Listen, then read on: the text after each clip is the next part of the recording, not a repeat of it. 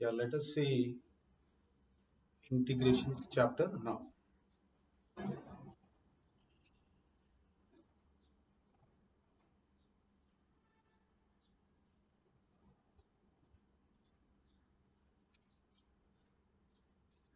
You have seen differentiation.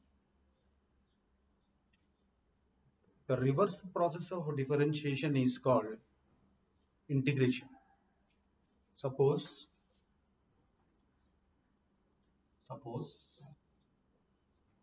f of x, g of x are two functions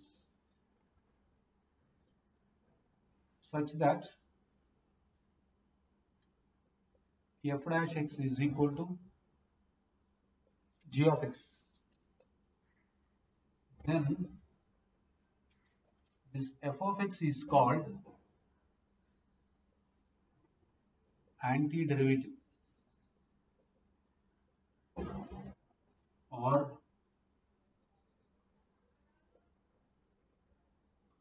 antiderivative or primitive of g of x with respect to x. This is the definition of integral. I did not use the word integration. We just say antiderivative or primitive of g of x. If f dash x is equal to gx, then f of x is called antiderivative of g of x with respect to x. Let us see example. D by dx of x square plus 5. You know that this is 2x. So in this case, I can say the primitive of 2x, primitive of 2x is x square plus 5. Similarly, d by dx of sine square x, you know that this is sine 2x, derivative of sine square x is sine 2x. Now I can say antiderivative or primitive, both are same. Antiderivative of sine 2x is sine square x. So like this, from these examples, it is clear that the reverse of differentiation is primitive. Here I say d by dx of capital F of x is equal to f of x.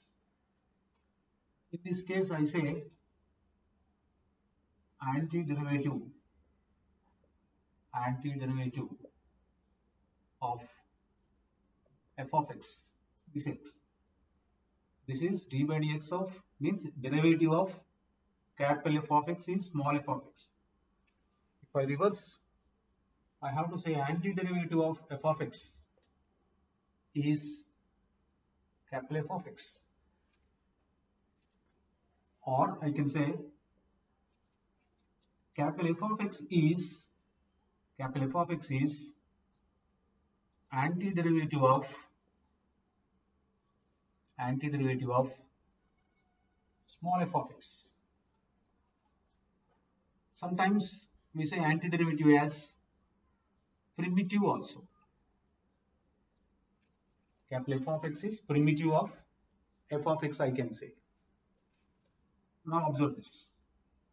Capital F of x plus c, if I add some constant, now this is called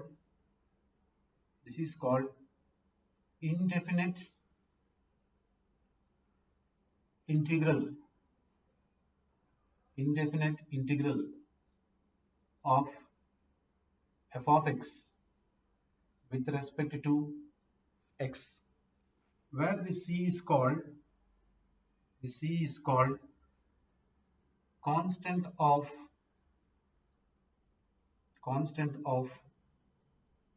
integration. So it is clear when I write d by dx of capital F of x is equal to f of x, means derivative of capital F of x is small f of x, then the antiderivative of f of x would become capital F of x. So antiderivative of f of x is capital F of x, or capital F of x is antiderivative of f of x. Adding some constant to this capital F of x plus c, this capital F of x plus c is called, I changed the name, indefinite integral of f of x with respect to x. So whenever some constant comes, then that would become indefinite integral of f of x with respect to. Let us see why this constant comes in this. And also indefinite integral is denoted by elongated s. That appears to be elongated s. It's like s, and this is elongated s. We denote indefinite integral by taking this symbol. So let me take some examples. What is d by dx of x square plus 1? Means you would say 2x. So its antiderivative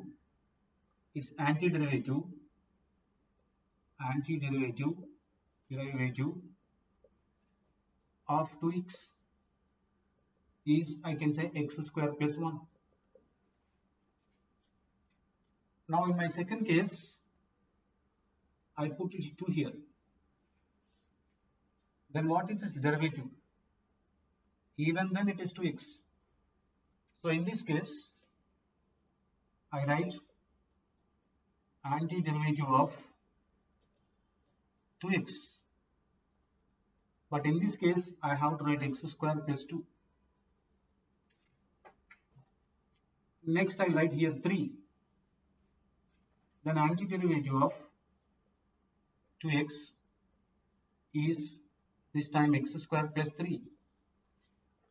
If I go on change constant here, if I put some c, continue like this, I will get antiderivative of 2x is x square plus c. So finally, for antiderivative of 2x alone, I am getting these many answers. So instead of writing all this, I write antiderivative of 2x is x square plus some constant. That constant may be any number according to the number present here. It may be 0 or 1 or 2 or 3 or any number. And this is called indefinite integral of 2x.